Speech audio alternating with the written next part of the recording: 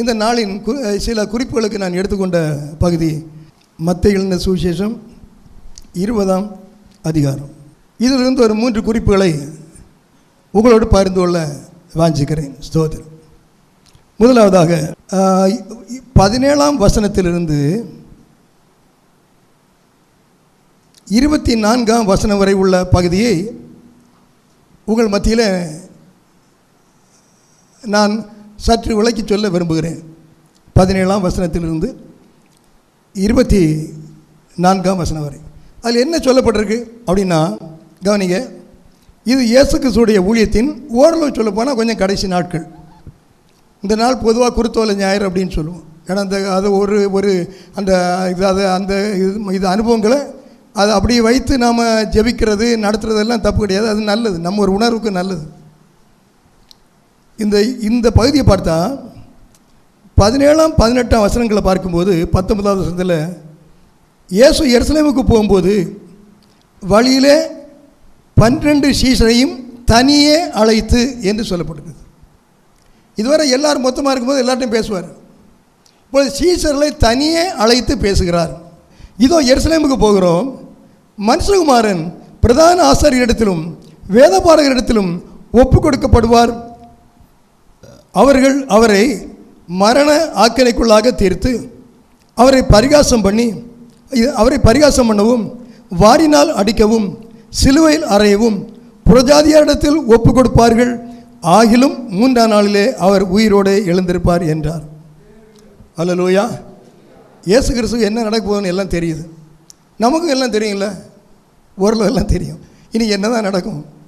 அது ஒரு வசனம் இருக்குது, ஆவிக்குரியவன் எல்லாவற்றையும் நிதானித்து அறிகிறான். ஆமாம், இனி என்ன நடக்கும்னு ஓரளவு தெரியும் நமக்கு. ஆமாம், எல்லாத்துக்கு மேலே எப்படியும் வருக வரும், அல்லது நாம் போயிடுவோம். இயேசு வருவார், நாம் மேலே வாழ்வோம், அது எல்லோரும் தெரியும். ஆமாம். அப்போ இதை அவர் கடைசியில் சொல்கிறாரு, நாம் எருசலேமுக்கு போகிறோம், மனுஷகுமாரன் பிரதான ஆசாரியரிடத்திலும் வேதபாரகரிடத்திலும் ஒப்பு கொடுக்கப்படுவார்.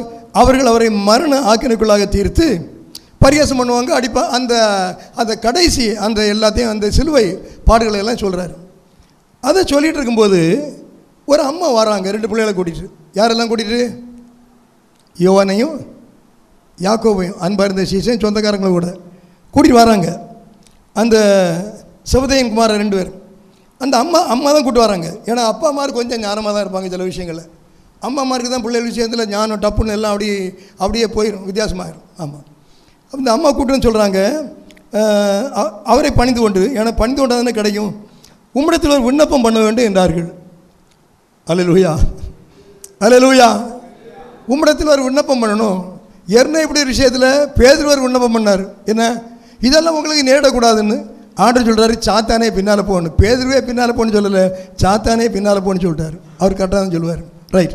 இப்போ இந்த அம்மா சொல்கிறாங்க, ஐயா ஆண்டவரே, நீங்கள் உம்முடைய ராஜ்யத்தில் வரும்போது, ஆண்டு கேட்குற உன்னை என்னமா வேணும், நீர் உம்முடைய ராஜ்யத்தில் வரும்போது, அதாவது நீங்கள் உங்களுடைய அதிகாரத்தில் வரும்போது, ஏன்னா அப்போ அவங்களுக்கு சரியாக தெரியாது, ஏசு இந்த உலகத்தில் ராஜாவாக இருப்பாரா, ரோம கவர்மெண்ட்டில் மாற்றியவர் வந்துடுவாரா, அப்படியெல்லாம் குழப்பத்தில் இருக்காங்க சீசமாரெல்லாம். அதை உம்முடைய அதிகாரத்தில் வரும்போது, உம்முடைய மகிமையில் வரும்போது, உம்முடைய ராஜ்யத்தில் என் குமாரராகிய 2 பேரில் ஒருவன் உமது வலது வருஷத்திலும் ஒருவன் உமது இடது வருஷத்திலும் உட்கார்ந்திருக்கும்படி அருள் செய்ய வேண்டும் என்றார். இன்னும் எல்லாம் அப்படி தான், பெரிய ஊழியர்லாம் அப்படி தான் இருக்காங்க, வலது புறம் இடது புறம் தான் இருக்காங்க. ஆமாம், இருக்கட்டும். இந்த அம்மாவுக்கு அந்த ஜெபம், அந்த வேண்டுதல் ரொம்ப வித்தியாசமாக இருக்குது. ஆண்டவர் என்ன சொன்னார், நான் சாக போகிறேன்னு சொல்லி என்னை அடித்து கொல்ல போகிறாங்கன்னு சொல்கிறாங்க. அதுக்கு தான் போயிட்டுருக்கு ஒன்று. அப்போ இவரை அடித்து கொண்டு போட்டால் என்ன செய்யறது? நல்ல புத்தி உள்ள சரிதான்ல. கொண்டு போட்டால் அப்புறம் என்ன கேட்க முடியும்? ஒன்றும் கேட்க முடியாதுல்ல. அப்போ அவர் செத்தா சாகட்டும், அவரை தடுக்க முடியும். அவர் சாகுமுன்னே நமக்கு வேண்டியது என்ன செய்வோம்? அல்லேலூயா. எங்கள் ஊரில் ஒரு பழமொழி உண்டு, பொதுவாக சொல்லக்கூடாது, ஆனால் சொல்கிறேன். ஒருவனுக்கு தாடியில் தீ பற்றிட்டான். தெரியுமா உங்களுக்கு? தெரியும்னா சொல்ல வேண்டாம்.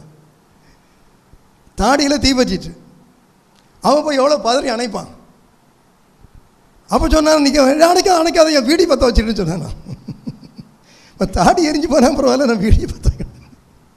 மற்றவங்களுக்கு கஷ்டத்தை உணராமல் தனக்கு சின்ன தேவையோட பெருசாக கேட்குறது.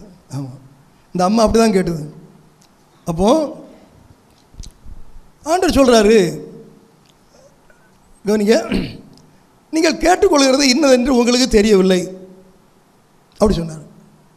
நான் இன்றைக்கு இப்போலாம் அதிகமாக நினைக்கிறேன், நம்ம நல்ல ஜெபம் பண்ணுறோம், விடிய ஜெபம் பண்ணுறோம், நம்ம கேட்டுக்கொள்வது சரியாக நாம் நிதானித்திருக்கிறோமா என்பது ஒரு கேள்வி.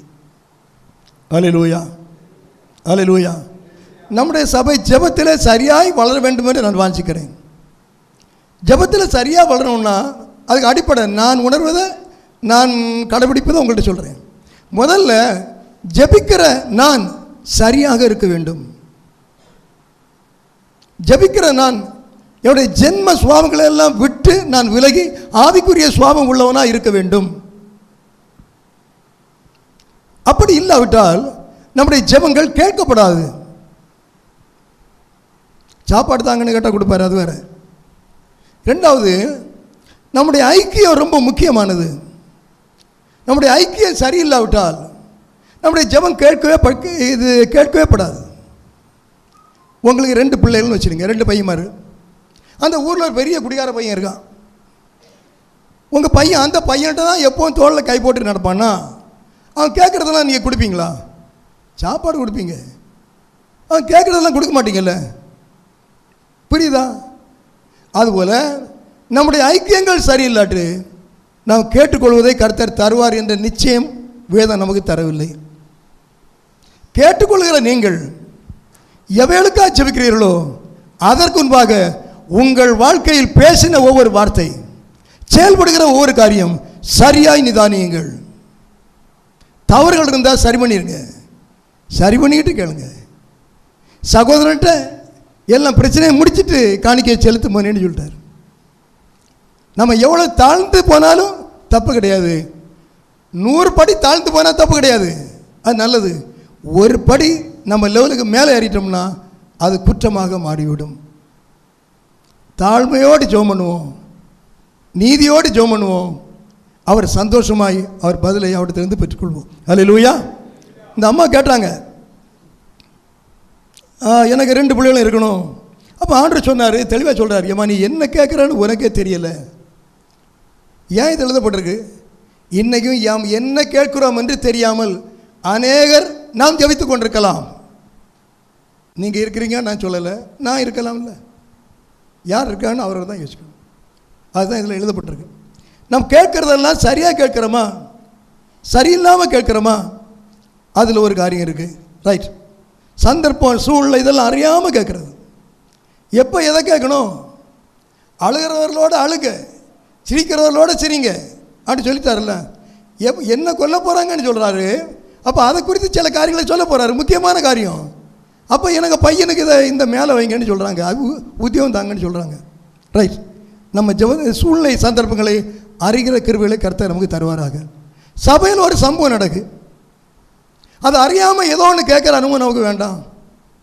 ஒரு விசுவாசி குடும்பத்தில் ஒரு காரியம் நடக்குது, அதை அறியாமல் நம்ம காரியத்தை தேடுற ஒரு காரியம் வேண்டாம். யாருக்கு என்ன நடந்தாலும் பரவாயில்ல, என்ன காரியம் நடக்கணும் அது வேண்டாம். சபை என்ற ஐக்கியத்தில் எல்லாவற்றையும் ஒன்றாய் கண்காணித்து செய்ய, உணர்ந்து செய்ய கேட்க கர்த்தர் நமக்கு கிருபை தருவாராக. அல்லேலூயா. சபைக்கடுத்த பாரம் உள்ளவர்களாய், தனிப்பட்ட பாரம் உள்ளவர்களாய், நம்ம பாதுகாக்கிற சபையின் பாதுகாவல் தானே நமக்கு. நம்மை பாதுகாக்கிற சபைக்காக நாம் ஜெபிக்க வேண்டாமா? நம்மை பாதுகாக்கிற சபை ஐக்கியத்திற்காக நாம் ஜெபிக்க வேண்டாமா? பாரம் வேண்டாமா? சரி, அடுத்து சொல்கிறாரு, அதை விளக்கி கொடுக்குறாரு. நான் குடிக்கும் பாத்திரத்தில் நீங்கள் குடிக்கவும், நான் பெறும் ஸ்நானத்தை நீங்கள் பெறவும் உங்களால் கூடுமா என்றார். அதற்கு அவர்கள் கூடும் என்றார்கள். பார்த்தீங்களா, எவ்வளோ ஒரு அறியாமல் இருக்குது பார்த்தீங்களா? ஒருக்கா சொல்லித்தாரு, நீங்கள் தெரியாமல் கேட்குறீங்கன்னு திருப்பி அதை வளர்க்குறாரு. எனக்கு நான் குடிக்கிற பாத்திரத்தில் நீங்கள் குடிப்பீங்களா, குடிச்சிடுவீங்களா? நான் பெறுகிற ஸ்நானத்தை நீங்கள் பெற முடியுமா? நாங்கள் உங்கள் சளைச்சாளா? நாங்கள் பெறுவோம், நாங்கள் குடிப்போம். அம்மா மாதிரி சொல்லுவாங்க, அப்படி தான் பேசுவாங்க, எனக்கு தெரியும். கண் மூடித்தனமாக பேசுவாங்க. ஆமாம், எங்களால் ஏன் முடியாது சொல்லுங்கள் அப்படின்னு நம்மகிட்ட கேட்பாங்க. அவங்களும் அப்படி தான் கேட்டாங்க. பாத்திரத்தை குடிக்கணும், இப்படி கிளாஸில் தண்ணி குடிக்க சமாச்சாரம் இல்லை. நம்மெல்லாம் யார் தான்? நம்மெல்லாம் வேதம் என்ன சொல்லுது? ஒரு பாத்திரம், தெரிந்து கொண்ட பாத்திரம். எல்லோரும் ஒரு பாத்திரம் தான். ஆமாம். அப்போ அவர் பாத்திரம்னா எதுக்கு? நம் பழகுவதற்கு, நம் பயன்படுத்துவதற்கு ஏற்படுத்தப்பட்ட ஒரு பாத்திரம். கர்த்தர் பயன்படுத்துவதற்கு ஏற்படுத்தப்பட்ட பாத்திரம்தான் நானும் நாம் எல்லாரும். அப்போ இயேசு கிறிஸ்து சொல்கிறாரு, நான் ஒரு காரியத்துக்காக கர்த்தர் என்ன ஆயத்தப்படுத்தி இருக்கிறார். அந்த காரியங்களெல்லாம் நீங்கள் செய்ய முடியுமா? ஏற்றுக்க முடியுமா? செய்து முடிப்பீங்களா? நான் எதற்காக அனுப்பப்பட்டேனோ அந்த காரியத்தை நீங்கள் செய்ய முடியுமா அப்படின்னு கேட்டால் ஆமாம் செய்வோம் அப்படின்னு சொல்கிறாங்க இந்த அம்மா. பார்த்தீங்களா, இந்த அம்மா எவ்வளோ ஒரு அறிவில்லாமல் இருக்காங்க. பார்த்தீங்களா, சகோதரிமார் ரொம்ப ஜாக்கிரதையாக இருக்கணும். நான் யாரையும் உங்களை சொல்லலை, ஜென்ரலாக சொல்கிறேன். ஏன்னா நாங்கள் பல சகோதரிகள் பேசுறதை கேட்டிருக்கோம். ஆமாம், எல்லாம் ரொம்ப பேசுவாங்க. ஆண்டவர் அழகாக சொல்கிறார். அப்போ திருப்பி அண்ணா உணர்த்துறாரு பாருங்க, உங்களால் கூடுமா என்றார். அதற்கு அவர்கள் கூடும் என்றார்கள். முடியும் ஆண்டவரே, நீங்கள் என்ன செய்வீங்களோ அதெல்லாம் நாங்கள் செய்யலாம் அப்படின்னு சொல்கிறாங்க. அடுத்து சொல்கிறாரு 23, இயேசு அவர்களை நோக்கி என் பாத்திரத்தில் நீங்கள் குடிப்பீர்கள் சொல்லி பார்த்தாரு. இந்த பொம்பளைகள் கேட்குற மாதிரி இல்லை, விளக்கம் சொல்லி முடியாது, விளக்கம் சொன்னால் புரிய மாட்டாங்க. அப்போ சொல்கிறாரு, நீங்கள் சொல்லி சரிதாம்மா, நீங்கள் ஏன் பாத்திரத்தில் குடிப்பீங்க, நான் பெறுகிற ஞானஸ்நானத்தை நீங்கள் பெறுவீங்க. ஆனாலும் இப்போ நேரடியாக சொல்கிறாரு, என் வலது பார்சத்திலும் என் இடது பார்சத்திலும் உட்கார்ந்திருக்கும்படி என் பிதாவினால் எவர்களுக்கு ஆயத்தம் பண்ணப்பட்டிருக்கிறதோ அவர்களுக்கே அல்லாமல் மற்றொருவருக்கும் அதை அருள்வது என் காரியம் அல்ல என்றார். இந்த அம்மா எத்தனை ஸ்டெப்பு மேலே போய் பேசியிருக்காங்க பார்த்தீங்களா? யோசிச்சு பாருங்க, எத்தனை ஸ்டெப்பு மேலே போய் பேசுகிறாங்க பார்த்தீங்களா? இயேசு கிறிஸ்துவுடைய அதிகாரத்துக்கு உட்பட்டதை பேசலை. இது என் காரியம் கிடையாது, என்னால் முடியாது. அவருக்கு முடியாத ஒரு காரியம், பிதாவினால் மாத்திரம் தீர்மானிக்கப்பட வேண்டிய காரியத்தை இந்த அம்மா கிட்ட கேட்குறாங்க. அது முடியுமானா நான் எல்லாம் சரிதான், நான் எல்லாம் நல்லா தான் இருக்கேன், தகுதியாக தான் இருக்குன்னு சொல்கிறாங்க. சரி, அது சொல்கிறாரு, இது ஏன் காரியம் கிடையாதுமா, நீ தகுதி தான், நீ எல்லாம் செய்வ, என்னோட பெரிய காரியம் செய்வ, எல்லாம் உண்மைதான், ஆனால் இந்த விஷயம் என்னால் முடியாது அப்படின்னு சொல்லிட்டாரு. அப்போ அந்த மற்ற 10 பேரும் அதை கேட்டு சகோதரர் பேரில் எரிச்சலானார்கள். பாருங்க, ஒரு ஒரு நபர் பேசக்கூடிய வார்த்தை காரியத்தினால அந்த குரூப்பில் சீஷர் கூட்டத்தில் என்ன வருது? எரிச்சல் வருகிறது. இந்த எரிச்சல் அங்கே கொண்டு வந்தது யாரு? அந்த சுபதேயின் மனைவி யோவான், யாக்கோபு, நல்ல சீஷமாக 2 பேரும். ஆமாம், அக்னி, அந்த அக்னியாக இருப்பாங்க, அன்பான சீசன், வேகமானவன், அக்னியை போன்றவன். அந்த 2 பேர் பேசின வார்த்தை என்ன? எல்லாருக்குமே ஒரு கசப்பாயிற்று, எரிச்சல் வந்துட்டு. அப்போ அந்த அம்மா எப்படி வந்திருப்பாங்க? ஆவியினால் ஏவப்பட்டு வரல, சுயத்தினால் எப்படியோ ஆவியினால் ஏவப்பட்டு வரலாங்க. அதான் பிரச்சனை. நம்முடைய வார்த்தைகளை குறித்து நம்ம ரொம்ப ஜாக்கிரதையாக இருக்கணும். நம்முடைய தேவைகள் பல இருக்கலாம். நம்முடைய தேவைகளை நிறைவேற்றுவதற்கு, நம்முடைய ஆசைகளை நிறைவேற்றுவதற்கு எப்படியாக ஒரு வழியை பின்பற்ற வேண்டும் என்ற ஒரு எண்ணம் நமக்கு ஆகவே ஆகாது. அல்லேலூயா, அல்லேலூயா. ஆமாம், நம்ம பக்கம் நியாயம் இல்லாட்டாலும் நியாயத்தை தேடுற அந்த பழக்கம் இருக்கக்கூடாது. உங்கள் பக்கம் 99% சரி, எதிரின் பக்கம் 1% தான் சரி. அப்போ உலகத்தாருடைய முடிவு என்ன? நீங்கள் தான் அதற்கு சொந்தம். ஏன்னா 99 நீங்கள் சரி, அங்கே அந்த பக்கம் 1 தான் இருக்கு. ஆனால் நான் சொல்கிறேன்னா, என்னால் நான் இதை பொதுவாக கடைபிடிக்க விரும்புவேன் எல்லார்கிட்டையும். எதிரிட்ட 99 தப்பு இருந்தாலும், இல்லை என்கிட்ட 99 என்கிட்ட சரி இருந்தாலும், நான் அதை சொந்தம் விட மாட்டேன். ஒரு தப்பு என்கிட்ட இருக்குல்ல, அதுதான் நம்ம மாற்றணும். அதை மாற்றினா நல்லது தானே. அந்த ஒரு தப்பையும் வச்சுட்டு இருக்கணும், மாற்றிடுமே. அல்லேலூயா. இல்லை எனக்கு 99 நான் சரி, எனக்கு 99 மார்க்கு, அவனுக்கு 1 மார்க்கு இல்லை, அந்த வேலையை அவனுக்கே கொடுத்துருங்க. எனக்கு 100க்கு 100 வரல. இல்லை, நான் சொல்கிறது மேலானதாக இருக்கா கீழானதாக இருக்கா? அல்லேலூயா. எல்லாத்தையும் எந்த இடத்துல எப்படி பயன்படுத்தணும்னு ஒரு லிமிட்டேஷன் இருக்குது, அது வேறு. உபதேச அளவில் சொல்கிறேன் நான், பிரின்சிபல் அளவில் சொல்கிறேன் நான், கவனிங்க. அப்போ அந்த அவர்கள் எரிச்சலானார்கள். அப்போ எரிச்சலான உடனே ஆண்டவர் இன்னொரு சம்பவத்தை அங்கே சொல்கிறார். இப்போ இந்த சம்பவத்தில் நம்ம இப்படி ஒரு சூழ்நிலைக்கு எங்கேயாவது ஆளாக இருக்கிறோமா? ஏதோ ஒரு பிரச்சனைக்கு நம்ம ஆளாக இருக்கிறோமா? தேவையில்லாத ஒரு காரியத்தை ஆண்டவர்கிட்ட கேட்டு, அது ஒரு ஆள்கிட்ட கேட்டு, அதை ஒரு பிரச்சனையாக்கி நாம் ஒரு காரணமாக எடுத்துருக்கிறோமா? சந்தர்ப்பம் தெரியாமல் பேசியிருக்கிறோமா? வீட்டில் பெற்றோர் ரொம்ப ஃபைனான்ஸ் பிரச்சனையாக இருக்கும், யாருக்கும் இருக்கும் பிரச்சனை, பிரச்சனையான வேலை. அப்போ எனக்கு இன்றைக்கி ஒரு ஷூ வாங்கி தந்து ஆகணும், ஒரு ஷூ எனக்கு வேணும். என் ஃப்ரெண்ட்ஸ் எல்லாம் போட்டு வருவாங்க, நானும் போட்டு போகணும். ஷூ விலை என்ன? 9,013 ரூபா தான். எவ்வளோ? 9,013 ரூபா. எதுக்கு? அந்த ஷூவை போட்டுட்டு நான் இன்னும் இன்ஸ்டாகிராமில் ஒரு டான்ஸ் ஆடணும், அதை போடணும். அங்கே இருக்க பையன் மாதிரி தான் சொல்கிறேன், வேறு என்ன சொல்லுது? அப்போ அந்நிய பையன் மாதிரி சொல்லுங்க, நமக்கு நெருக்கி நம்ம சர்ச்சில் இருக்க பையன் மாதிரி தான் சொல்கிறேன். முன்னே வெளிப்படையாக மறைச்சா இல்லை நேரடியாக சொல்கிறேன். ஏன்னா சொல்லான்னு நான் குற்றவாளி ஆவேன். இன்ஸ்டாகிராமில் வந்து போட்டு ஒரு டான்ஸ் ஆடணும், 4 பிள்ளைகள் பார்க்கணும், என்ன கான்டாக்ட் பண்ணணும், நான் கான்டாக்ட் பண்ணுவேன். பிறகு அதுக்கு பிறகு என்ன எக்ஸ்ட்ரா ஆகுது. ஆமாம், பெற்றோருக்கு இதே தெரியாது, ஜாக்கிரதையாக இருந்துக்கு. இதுக்கு காரணம் என்னென்னா, நிறைய பெற்றோர் இந்த அம்மா பேரை கூப்பிட்டு போகிறாங்க, என் பிள்ளைகளுக்கு மேலே வாங்கிங்கன்னு கூப்பிட்டு போகிறாங்க. புரியுதா? பிள்ளைகளை ஜாக்கிரதையாக எடுத்துக்க. இந்த அம்மா தன் பிள்ளைகளுக்கு ஒரு பிரச்சனைக்கே காரணம் ஆகிட்டாங்க, அந்த இடத்துல ஒரு பிரச்சனைக்கே காரணம் ஆகிட்டாங்க. தன் பிள்ளைகளை கரெக்டாக நடத்திடணும். ஆமாம், இந்த அம்மா நடத்தலை, அந்த அம்மாவுக்கு தெரியலை. அதாவது ஒரு மீட்டிங்கில் ஒரு தான் பேசிகிட்டு இருக்கான், இது கிறிஸ்டியன் மீட்டிங். அவன் பேசுனது தான் பேசலை, அது வந்து இதில் இங்கெல்லாம் பேசக்கூடாது. அவன் பேர் ஜஸ்டின் அப்படின்னு. அதை தற்செயலாக கேட்டபோது எனக்கு ரொம்ப ரொம்ப கஷ்டமாக இருந்தது. ரொம்பனா என்னடா இது கிறிஸ்தவமா? இது இல்லவே இல்லை. அவன் கிறிஸ்தவன் கிடையாது. அப்போ எனக்கு அந்த பாரம் யாரு மேலே வந்து தெரியுமா? நிறைய பிள்ளைகள் இருக்காங்க, வாலி பிள்ளைகள் நிறைய. இப்போ இதை கூட்டத்தில் எல்லாம் விசிலடி கையாட்டலாம் நடக்கு. உண்மையில் நான் யாருக்காக பாரப்பட்டேன்னா, அந்த பிள்ளைகளுடைய பெற்றோருக்காகத்தான் பாரப்பட்டேன். இவ்வளோ முட்டாளாக இருக்காங்களே, பிள்ளைகளை வளர்த்து விட்ருக்காங்களே. சத்தியமாக சொல்கிறேன்.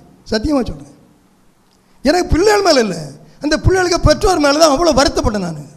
இவ்வளோ முட்டாள்தனமாக பிள்ளைகளை வளர்த்து விட்ருக்காங்களே, உண்மையை தான் சொல்கிறேன். ஆமாம், இப்படியும் சில சூழ்நிலை இருக்கலாம். ஜாக்கிரதையாக இருக்க கர்த்தர் கிருபை தருவாராக. பிள்ளைகளை எங்கெங்கே நாம் தூக்கி விடணும் தூக்கி விடுங்க, எங்கெங்கே தட்டி வைக்கணும் தட்டி வைங்க. இல்லை நாளைக்கு அதுதான் நமக்கு நாம் இடறி விழுகிற கல்லாக அமைந்துவிடும் என்பதில் சந்தேகம் இல்லை. அல்லேலூயா. அடுத்து பாருங்கள், 2வது பகுதிக்கு வந்துட்டு டைம் ஆயிடுச்சு. 25வது வசனத்தில் இல்லை, அடுத்து வந்து பாருங்கள், 27வது வசனம் வாசிக்கிறேன்.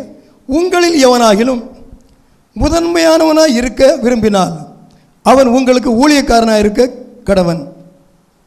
இல்லையா? ஊழியக்காரன் அவன் எப்படி இருக்கணும்? பணிவிடைக்காரனாயிரு. ஊழியக்காரன், நல்ல கவனிக்க, ஊழியக்காரன் பணிவிடைக்காரனான் இருக்க வேணும்.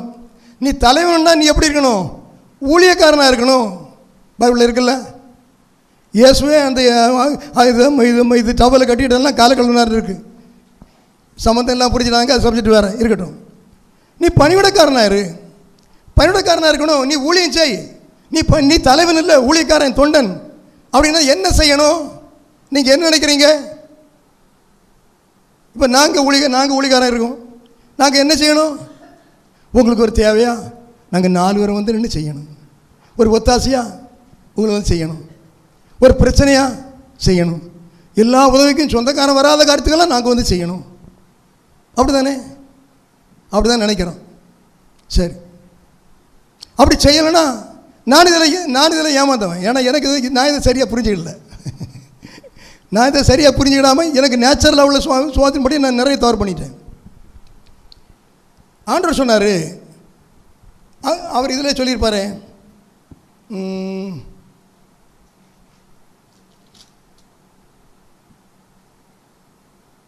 அப்படியே 28 நல்ல கவனிக்க, முக்கியமான கருத்துக்களை சொல்லியிருக்கேன்.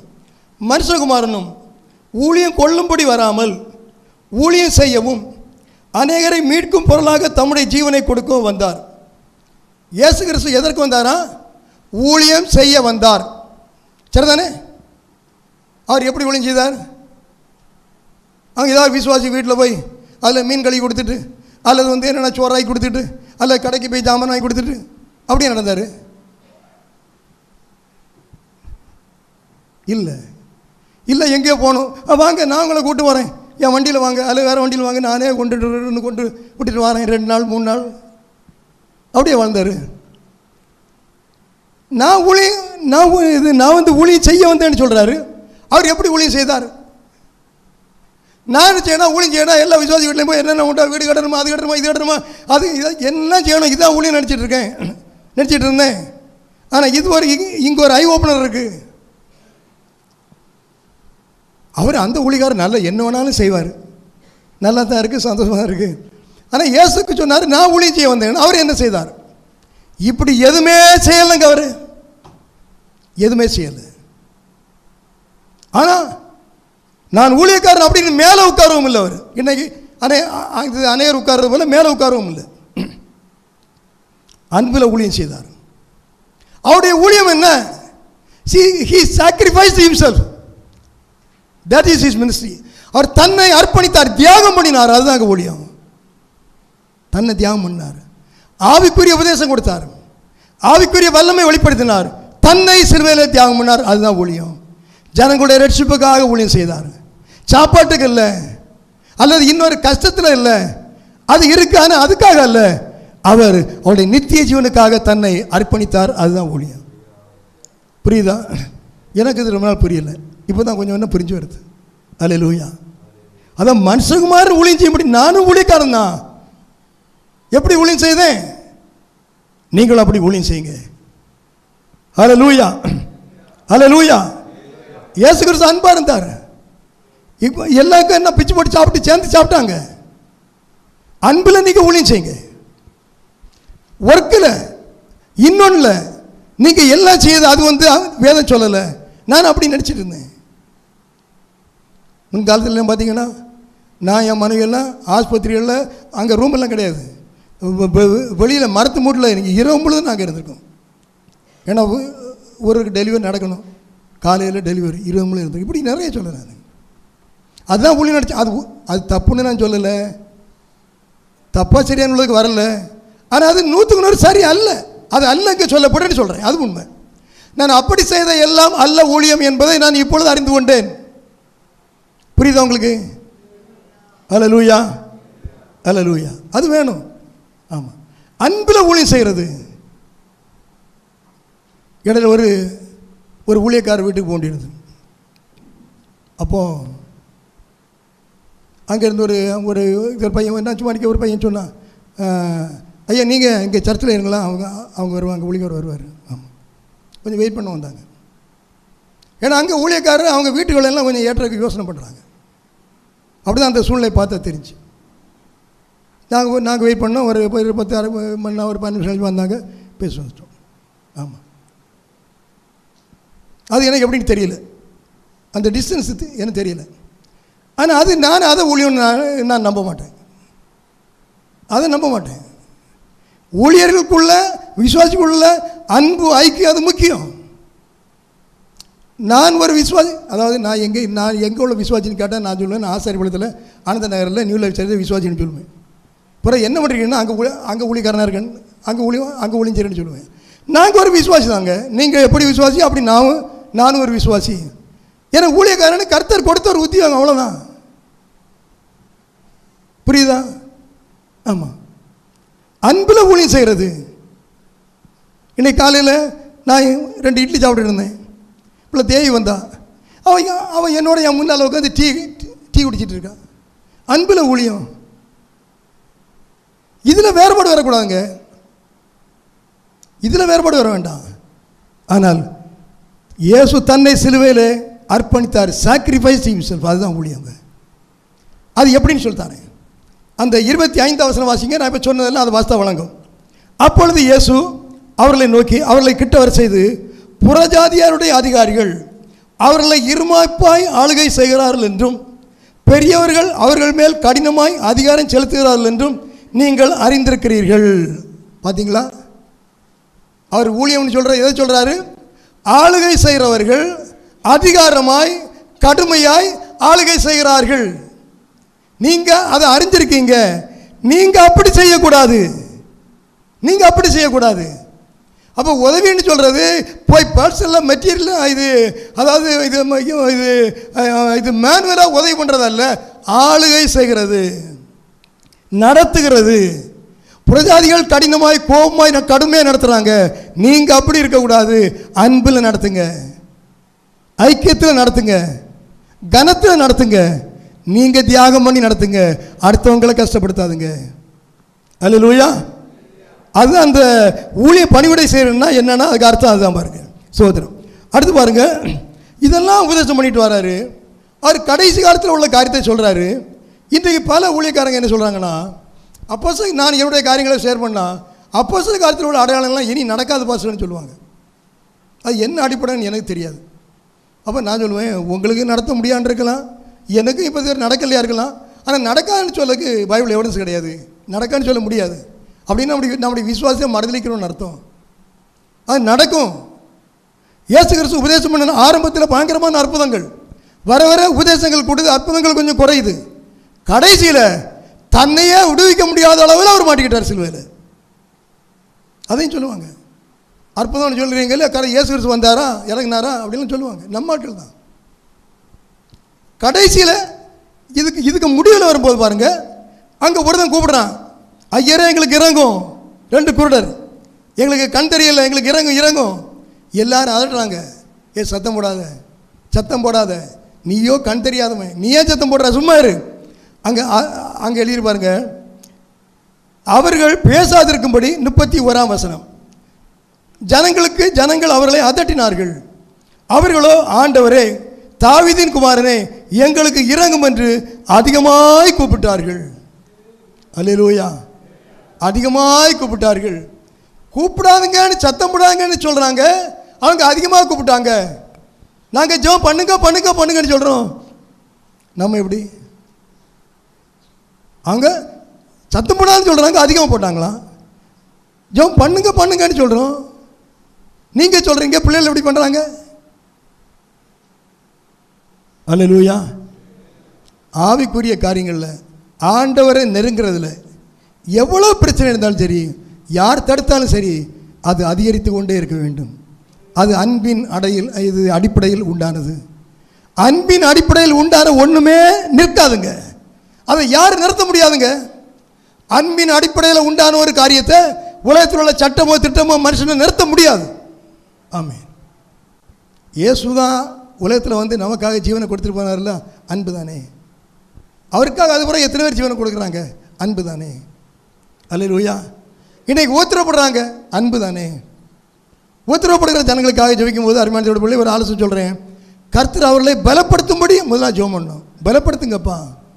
அந்த சந்தர்ப்பங்கள் அவங்கள பலப்படுத்துங்க, திடப்படுத்துங்க, தைரியப்படுத்துங்க, விடுவீங்க. அல்லேலூயா. ஆமாம், அவங்கள விடுவீங்க.